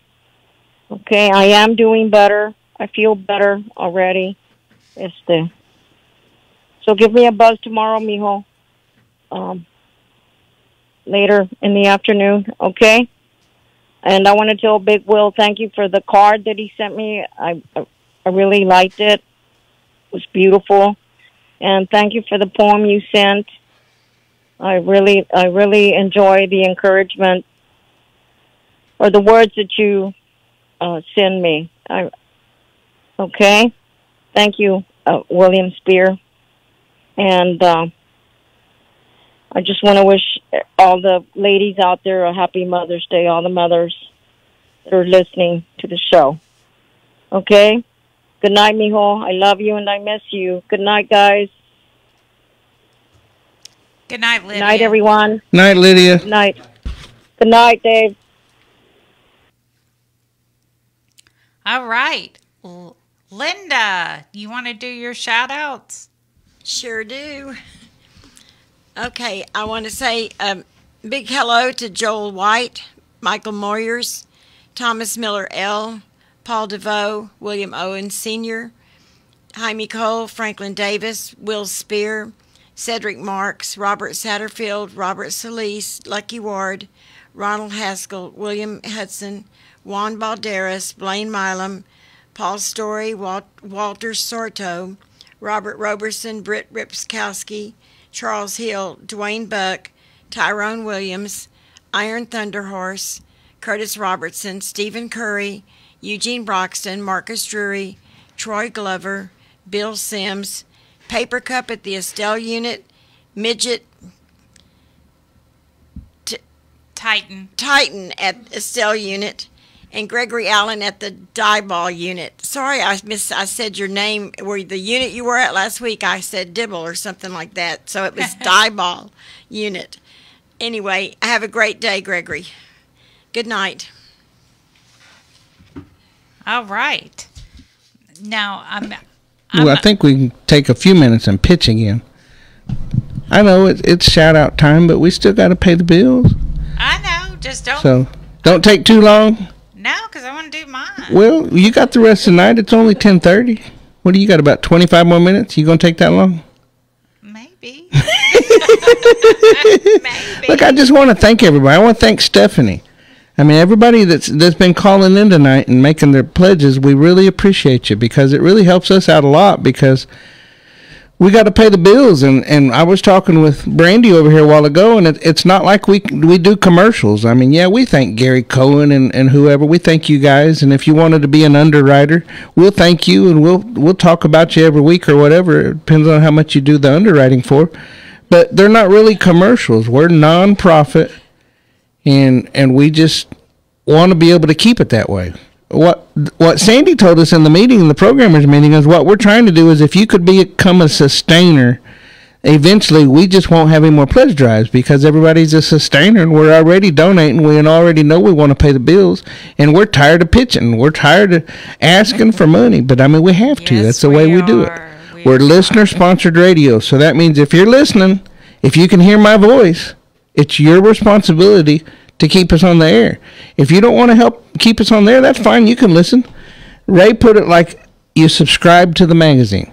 Anybody can read the magazine. You can go down to the Five and Dime, the Rexall, or whatever they call it nowadays, and you can read the magazine. You can go to the library and read the magazine. But it's better if you subscribe to it, because then you can take it home. It's part of you. You can just use it at your leisure, or read it at your leisure.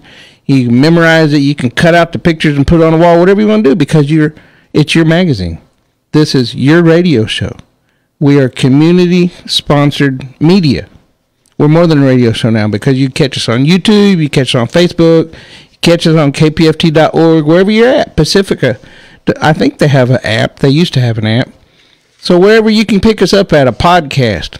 What was that one we was on the other day? Podbean or something like that? Podbean, yeah. Yeah, I mean, there's all kinds of antenna something or another. I mean, I was Googling all kinds of podcasts looking for the prison show, and we're on them. So if you can donate anything, 713-526-5738. Option number 1 to donate. Option number 2 for a shout-out. We got empty lines. Or go to kpft.org. Was that too long? Well, I mean, yeah.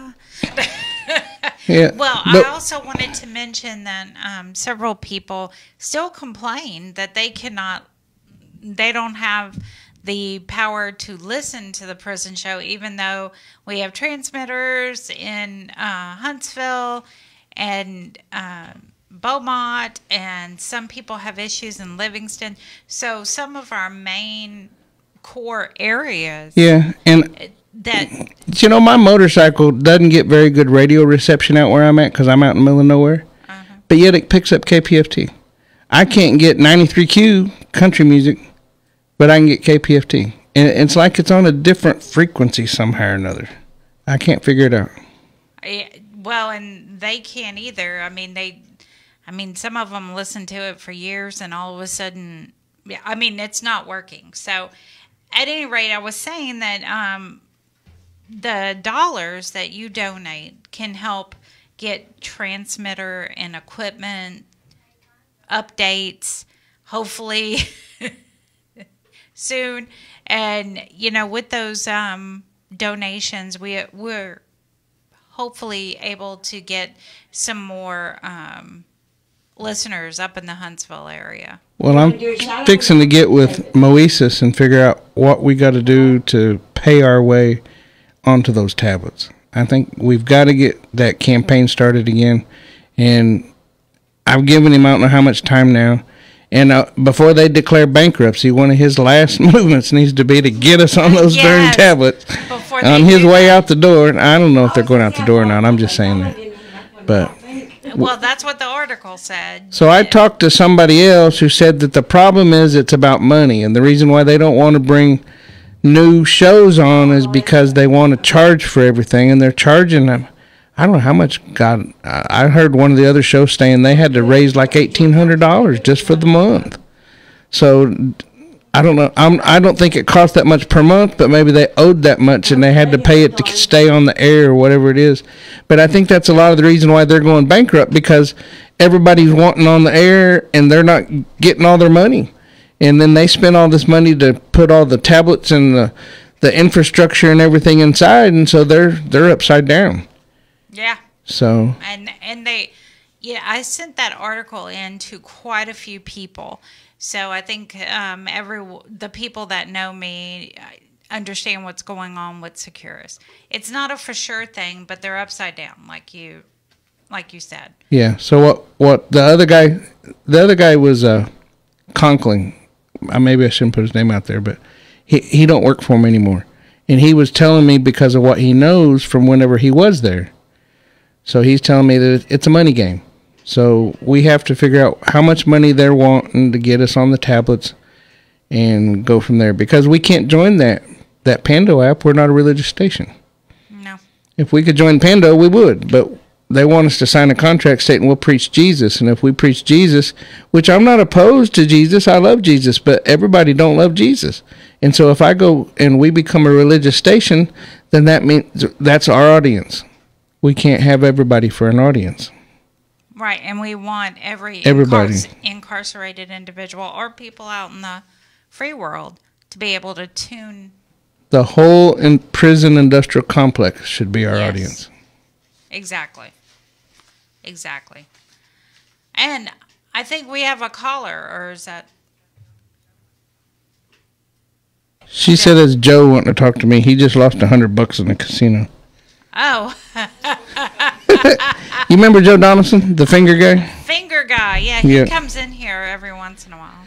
Well, he used to be a part of the prison show. He ran the board for a long time. He was also, he went to prison. He was in prison for a while.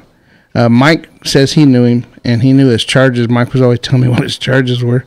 It was kind of funny, but not really. But now he's doing halfway houses. So he's got halfway houses all over the place. He's really giving back. He is. He's definitely giving back. And he gave back to the casino. $100. He should have just called KPFT. Why didn't he? Yeah, why didn't he? If he wanted to give it away. I'm pointing the finger at the finger guy. The finger guy. He does want to talk to you. Oh, he really does want to talk to you. All right. Especially now. Yeah, he needs $100. All right, so a little bit more good news. Actually, did you want to leave a shout out, Caleb? I'll just shout out my mother for Mother's Day, which is coming up in 2 days. Her name is Kim. Happy Mother's Day. Oh, She's that's not sweet. She's in Louisiana, but still. Yeah, but still. But still. Stephanie, did you want to leave one? Sure. Do I have my... I think yeah. Grab his mic. Hey. Hey. Oh my gosh, it's been like 5-6 weeks. I So know. long. Anyway. Well, I'll give my shout out to my husband Gary over at the Polensky Unit. What? Hello to all you guys over there. Praying for you. So proud of you. And everybody else in the system. Y'all keep your heads up. Happy Mother's Day to all you mothers out there. Supporting the ones incarcerated and the ones that are incarcerated. Oh, and of course, a big old shout out to Naomi. It's her 13th birthday. What's up? My daughter. Oh my gosh. 13? You got a teenager now? No wonder you got a job. She's 13 going on 21, I swear. But anyway, that's it for today. Thank you. And happy birthday, Naomi. You going to sing to her? No, absolutely not. Yeah. So Joe was talking about Ray, and whenever I first started being a producer, Ray and Dewey got into it, and Dewey stuck up for me because Ray thought I was going to try and turn it into a religious show. And Dewey told him how long he had known me and how long we had conversed. And Dewey was definitely not a Christian, and I had never tried to convert him. So I believe in freedom of religion. Whatever your choice is, that's your choice. The prison show is not about religion. The prison show is about us getting out and staying out and trying to stay safe while we're down. That's what it's about, giving each other hope. Absolutely. So. And, you know, I'm sure a lot of people have heard about the Styles Unit. Styles Unit has a reputation, let's just put it like that. But lately, with their new warden that came in, Shavayas, she is wonderful, and she's putting all these things out on their Facebook group. First of all, they had a soccer tournament. I mean, that is wonderful, and it's for the incarcerated men, not for the employees. This was for them, and she put photos out about that, which was awesome. Now, on the Estelle unit, the G5s painted a real Vita mural. Yeah, and it's gorgeous. Y'all did a great job, a fantastic job. So they're putting that out there. And I, of course, every time something like that's posted, I always put it on the Prison Show's Facebook. And also, big congratulations to the PAC unit. The PAC unit won the Herb Garden contest, which we were sharing all those videos from the Ellis unit, PAC unit. They had everything, the Crane unit, everything laid out. It was, you know, it was a great contest, and I think that it really lifts people's. What do you think? You're like, I don't care. No, it really does. It helps us a lot. That's what it seems like. It, you know, just having that kind of friendly contest. Yeah, lets the other unit know you're better than them.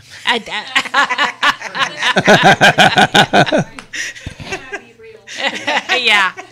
Well, it makes it fun. I mean, it gives us something to do. Yeah, absolutely. So. And the PAC unit has bragging rights right now. See? Yeah. I'm gonna be there Sunday. Yeah. That and I think that I turned her mic up, but she's still so far away you can't hear her. She sounded like Joy did the other week. Oh, I know. Hey, y'all keep your positive thoughts. Positive thoughts. Positive thoughts. Going out to my friend Joy. Their house got flooded several times this past week and a half. It's been rough. So throw her some positive vibes. Definitely. I would appreciate it, and so would she. And now we have Jason on line 1. Danny, Cowboy Dave, and Mama Linda, happy Mother's Day as well, ladies. I'm glad you clarified. Of course. No confusion there. Missed you guys last week, so good to have you guys back on the air this Friday night. Again, this is Jason Weissong from the Christian Restorative Justice Mentors Association, sending out my shout-outs to my brothers at the Walls Unit, the brothers in the mentor program at the trustee camp at the Ferguson Unit, the Kairos brothers at the Ellis Unit, and last Saturday, had the opportunity to meet many of the brothers at the Glory Unit, or as they're calling it, the Glory Unit, with the Bill Glass program. Thanks, guys, for coming out and being a part of that, and just was blessed by that day and sharing with all of you. And last but not least, a shout out to my brothers at the Vance Unit, to John, Forrest, to Edgar, and Tyrese. It was good to be back with you guys last night, kicking off week 1 of Alpha. So I came up with an idea for when I do these shout outs to maybe just kind of in the spirit of my mentoring organization to do a little mentor moment, right? So here's my mentor moment. My mentor moment is to remember to all the men and women who are listening tonight behind the walls, don't let a temporary circumstance make permanent decisions for your future. And that's something that can be applied actually to anybody. You always want to think first about consequences and what the actions can be. So always remember that tough times don't last, but tough people do. So stay strong, keep your head up. And finally, I am, as you guys know, I am a sustainer, and I have a beautiful brick out there with the Christian Restorative Justice Mentors Association, and had an opportunity to go out there it was about a couple months ago and take a photo of it and shared it on my Facebook page, and got quite a few compliments, and I encourage all of you to go out and to make a donation and to get yourself a beautiful brick to display in front of KPFT Studios. So that's all I have. Thank you, everyone, and have a great weekend. You too, Jason. Thank you, Jason. Thank you very much. All right. Bye. Bye-bye. All right, now I'm going to do my shout-outs so I don't forget Rodrigo. Big shout-out to you. Jeff. Hey, Jeff. Hope you got my message. Brett Eugene Broxton. Michael Ferguson, Driver.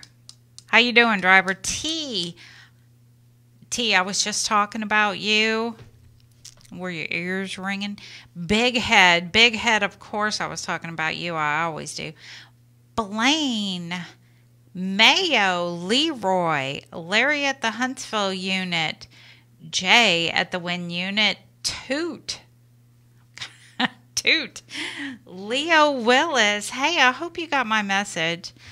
And Joe Don along with Chucky at the Wynn Unit.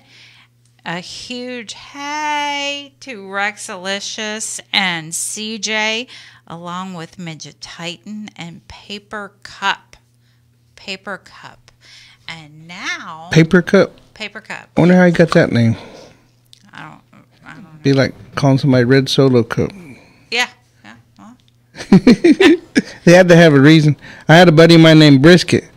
And the reason why they called him Brisket is because he ended up having to ride, I don't know how many miles on his Harley to go get a brisket. And it was hot, and he was carrying it in a bag. He didn't have no saddlebag, so he had to carry it while he was riding with the handlebars.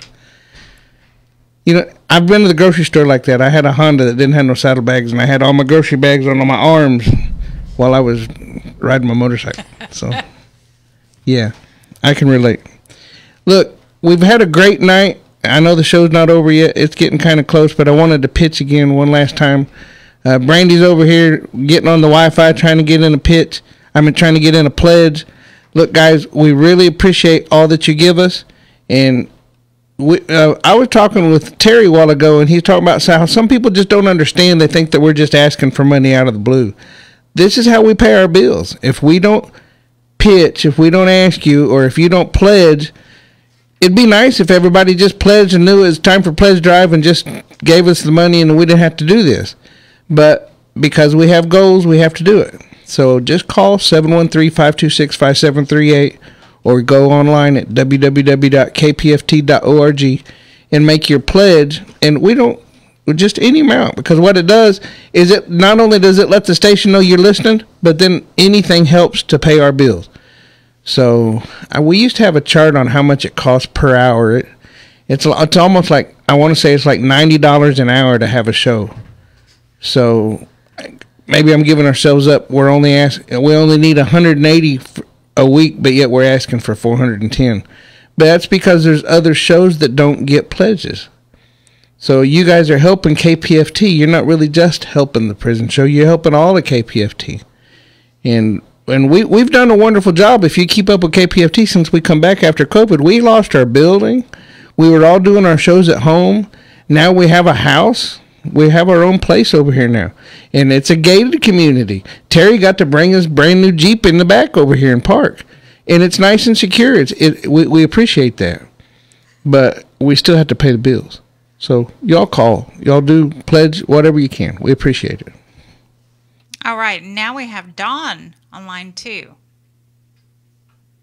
Hello? Hey, how are you? Hey, what's going on, Danny? How are y'all? We are doing spectacular. Thank you for the donation. I see y'all putting in some work, man. Everybody got to pay bills, man. Y'all got to pay bills too. Absolutely, we do. Yeah, I've been wanting to call, man. Sometimes I come home so tired from work, man, that it's crazy, man. But it's all good. I'm free, you know. And I wanted to call in to do a little shout out to everybody out there and doing time, man. The moms,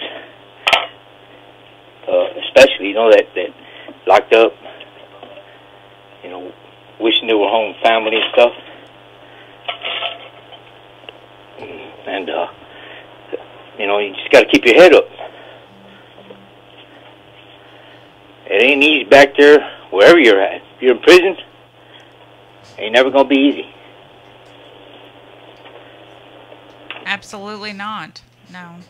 I had a few things going on out here. Even being out here is not easy. And I'm not going to make no excuses, man. Everybody's situation is going to be different.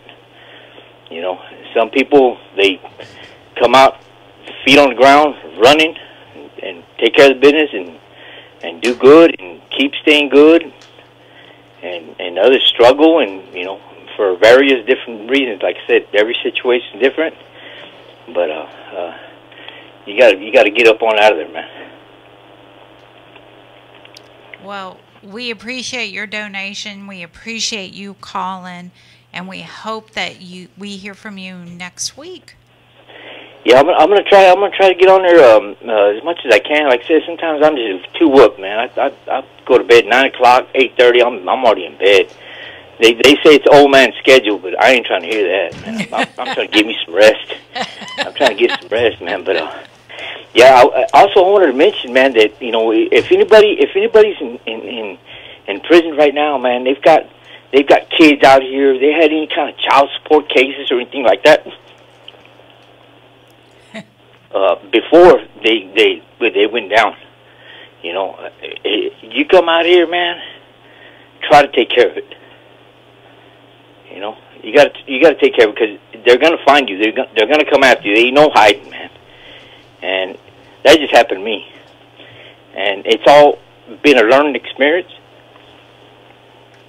You know, a learning experience where I want to share it with you all.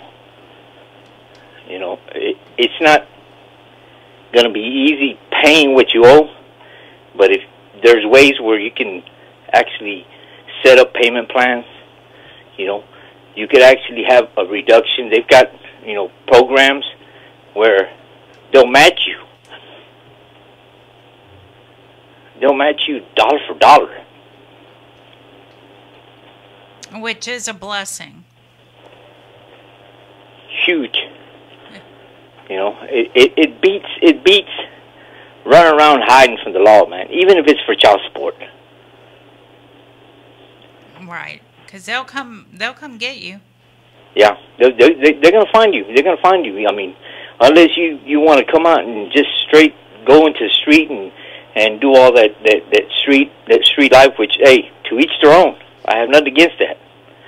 You know, but if you got debts with child support, IRS, stuff like that, man, try to take care of it, man. Well, we appreciate you calling, and we hope you call next week. Yeah, y'all take care, man. Have a good night, and happy Mother's Day to everybody, especially you, Danny. Oh, well, thank you. Hey, I'm going to start calling you Mama Bear. Mama Bear. Oh, there's a new one. Well, all right, you have a great weekend. Yeah, y'all take care of yourselves, man. Okay, bye-bye. Bye-bye. I'm not too sure about Mama Bear. I'm not too sure about that. Well, it's been a good show, Mama Bear. Oh, yeah, go ahead. Go ahead. And it's not on the list yet. It'll be up here in a minute, but I want to thank Brandy for her generous gift. Anybody else who's made a gift and hadn't popped up on my screen yet, thank you so much. Before I leave out of here, after we put up the cameras and stuff, I'll take a picture of it so that I know what we got, and then I can talk with Marlo and everybody. I'm trying to keep track of what all we're getting, because we're doing really good, and we appreciate everybody that's letting us know how much you listen to us and how much you love us. And you were talking a while ago about all the different things we're going to be paying. We'll probably have to start paying something for the tablets. I mean, I don't see how we're going to get around it. I mean, I know TDC gave us permission, but if they're not going to let us, if they're him-hawing around about it and it's a money issue, I've already had at least 2 or 3 other people that have mentioned something about just letting them know how much it's going to cost. So I don't see why we can't move forward with it. We just got to get somebody to give us the thumbs up. Moises, if you're listening. Yeah. Moises. Not to mention any names. No, but anyway. Well, we just got to get Securus to approve it. So, look, we got to, I'll be honest with you, I'm not into this. We got a show coming up. It's called the Housetonians. The Housetonian is the name of the show. And it's house music. And I think it's kind of like what the other show was that I used to listen to on the bike on the way home. It's kind of funk. It's techno music. It's different with bass and subwoofers and all kinds of. I mean, it makes for an interesting ride home. But the guy's name's DJ Rico Black. Y'all tune in as soon as we're off the air. He'll be on, and then after that, they've got some more funk and punk and all night long, 3, 4 o'clock in the morning. They got all kinds of different kinds of music going on. And my dad used to call KPFT potluck radio because you never know what you're going to listen to. So y'all tune in. If you like house music, tune in. No, DJ Rico, he'll keep you busy. And we appreciate you guys tuning in tonight. We appreciate you. Just because we're going off the air don't mean you can't donate. You guys log on to kpft.org or you call 713-526-5738. Option number 1, make sure you mention The Prison Show. It's under the T's. And I keep repeating that, and you think, why does he keep saying that? And that's because for a long time, they would say, there's no such thing as Prison Show, because everybody called it Prison Show. And they couldn't find it under the P's, and that's because we were under the T's. And Ray said, that's what I named it. That's the name of it. That's why it's under the T's, because it's The Prison Show. Because there's other shows that want to do what we're doing, but we're the original one. There's even another, The Prison Show, but it's in Holland. But still, and I think there's one over in France. So, you guys, thank you so much, and we're going to get out of here. Well, I got a long way home. Maybe I'll see the Northern Lights. They're up in Livingston tonight. Y'all, look out your windows. Have a great weekend.